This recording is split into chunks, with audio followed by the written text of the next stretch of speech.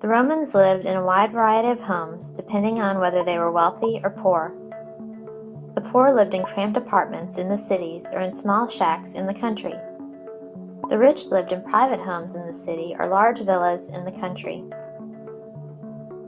Most people in the cities of ancient Rome lived in apartments called Insulae. The wealthy lived in single-family homes called domus of various sizes depending on how rich they were.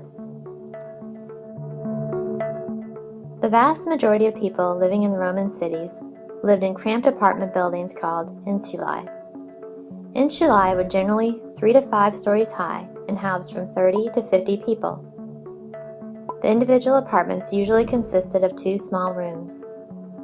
The bottom floor of the insulae often housed shops and stores that opened out to the streets. The larger apartments were also near the bottom, with the smallest at the top. Many insulae were not constructed very well. They could be dangerous places if they caught fire and sometimes even collapsed. The wealthy elite lived in large single-family homes called domus. These homes were much nicer than the insulae. Most Roman houses had similar features and rooms. There was an entryway that led to the main area of the house called the atrium.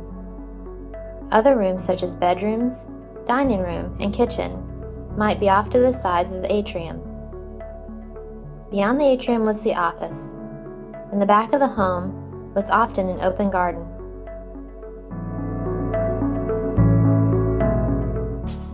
While the poor and the slaves lived in small shacks or cottages in the countryside, the wealthy lived in large, expansive homes called villas. The Roman villa of a wealthy Roman family was often much larger and more comfortable than their city home. They had multiple rooms including servants' quarters, courtyards, baths, pools, storage rooms, exercise rooms, and gardens. They also had modern comforts such as indoor plumbing and heated floors.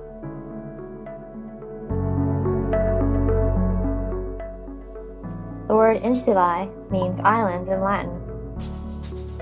The entrance to a Roman house was called the ostium. It included the door and the doorway. Fine Roman homes were built with stone, plaster, and brick. They had tiled roofs. A villa urbana was a villa that was fairly close to Rome and could be visited often.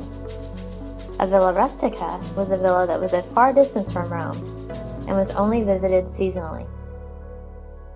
Wealthy Romans decorated their homes with murals, paintings, sculptures, and tile mosaics.